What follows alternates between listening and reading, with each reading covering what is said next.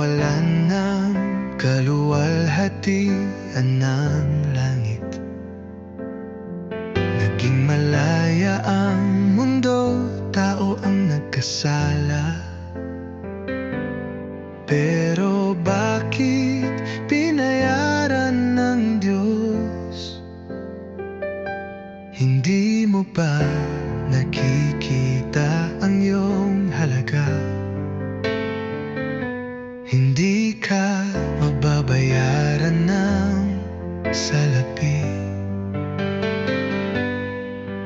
Nawalan ng yaman ang langit, bumaba siya upang bilhin ka.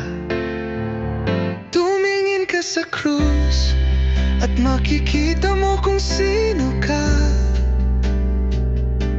Isinumpa siya para pagpalain ka. Ang kanyang katawan ay binugbog para may kagalingan ka.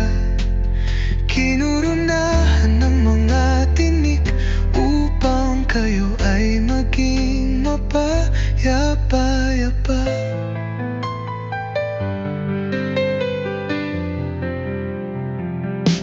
Siya ang Diyos na nagpakatao upang ikaw ay maging anak ng Diyos. Tumingin sa krus at makita ang kanyang pag-ibig at tanggapin ang kanyang grasya. Tumingin ka sa krus at makikita mo kung sino ka. Isinumpa siya para pagpalain ka. Ang kanyang katawan ay binugbog para may kagalingan ka. Kinuruna ng mga tinik upang kayo ay maging mapayapa-yapa. Sa pasakit tingnan mo ang krus, sa takot tumingin sa krus, sa kahirapan tingnan mo ang krus, at pag di mo na maintindihan tingnan ang krus.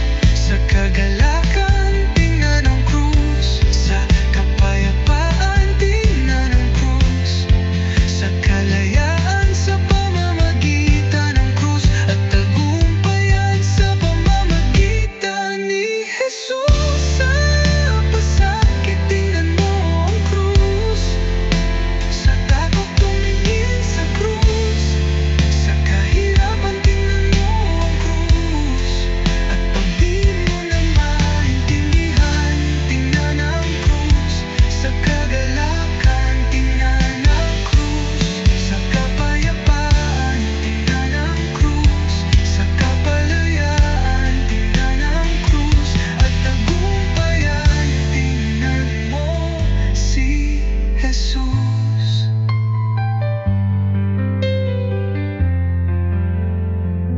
Tumingin ka sa krus at makikita mo kung sino ka.